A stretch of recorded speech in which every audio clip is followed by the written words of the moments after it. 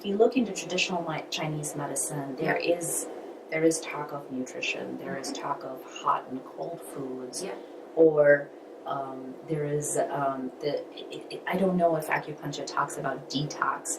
So how when somebody walks in through your door, do you look at them with an acupuncture lens, or do you kind of combine your knowledge across multiple modalities and kind of give them a little bit of a different welcome? Well, the clinical answer I would give you is, of course, I look at them with an acupuncture lens, but the honest answer is I look at them with an intuitive lens. One thing that's a little bit different about me is I can sense energy, and I'm extremely intuitive, so I will often just kind of know. Like, I'll just kind of know what would help them, know what to say, what to maybe try first. I think intuitively I'm able to recommend where we start, but then it's such a redefining process. Like, no individual is not stuck. No individual is static. We're all dynamic beings. Cells are constantly turning over. We're constantly changing. So I think any great point to start. And then some clients I only ever do acupuncture with, and some people I continue to do other things with. But the honest answer is my intuition kind of helps me know where to start. Sure. Do you have clients that come in and say, I only want to do this? Absolutely. And I have clients who come in and say things like, I don't know if I believe in acupuncture.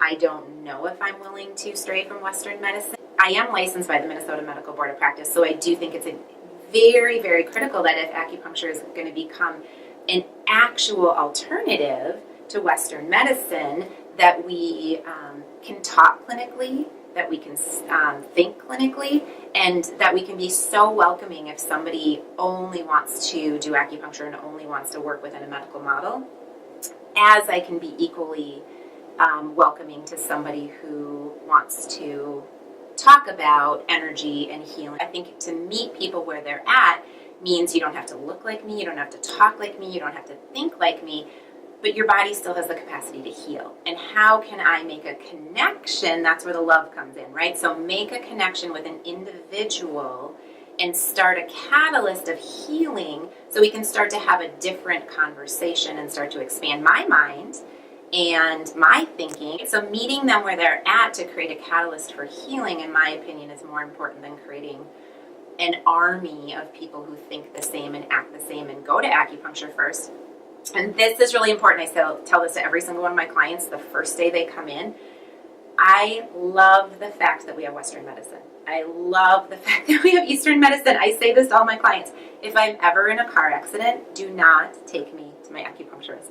Please take me to the hospital, right? If I'm in a car accident, I would like to use a Western model, and I would like to go to the hospital, please.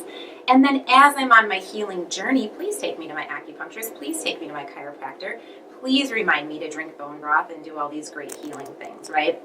But bridging the two together, yes, you have to have a knee replacement. How can I help you rehab? I'm not going to judge you for having a knee replacement. It's necessary.